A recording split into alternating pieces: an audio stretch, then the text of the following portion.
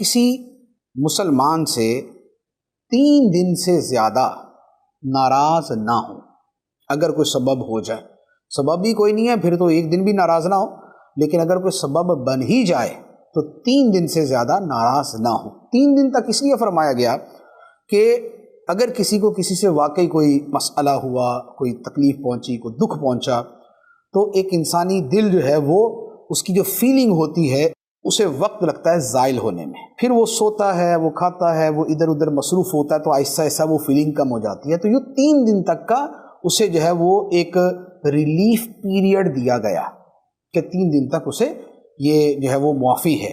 لیکن اگر 3 دن کے بعد بھی اس کے دل سے وہ رنج نہیں جاتا اور وہ ناراضگی کا اظہار نہیں چھوڑتا، رنج نہ جانا تو ایک دوسری بات ہے، وہ ناراضگی کا اظہار نہیں چھوڑتا، تو پھر اب یہ قصوروار ہے۔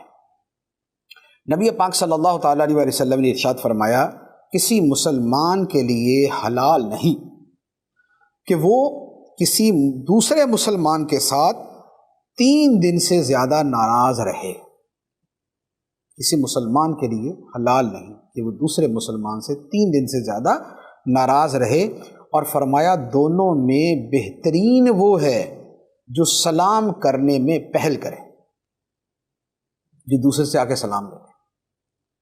کیوں؟ اس لیے کہ جس نے سلام میں پہل کی اس نے عاجزی کی، جس نے سلام میں پہل کی اس نے حدیث کے حکم پہ عمل کیا، جس نے سلام میں پہل کی اس نے اپنے دل سے کینہ نکال دیا، جس نے سلام میں پہل کی اس نے اپنے دل کو صاف رکھا، جس نے سلام میں پہل کی اس نے اچھے تعلقات کو فروغ دیا۔ ورنہ پہل نہ کرنے یا نہ ملنے کے اندر رکاوٹ کیا ہوتی ہے؟ انانیت، کہ میں کیوں، میں چھوٹا ہوں، لے کے کھاتا ہوں، کیوں ملوں، کیسے سلام لوں، نہیں لوں گا۔ تو اب یہ جو انانیت ہے اور یہ جو دل و دماغ کے اندر ایک اپنا ہی ہوا اور اپنی ہی شخصیت بیٹھی ہوتی ہے، تو وہ ان چیزوں سے روک کے رکھتی ہے۔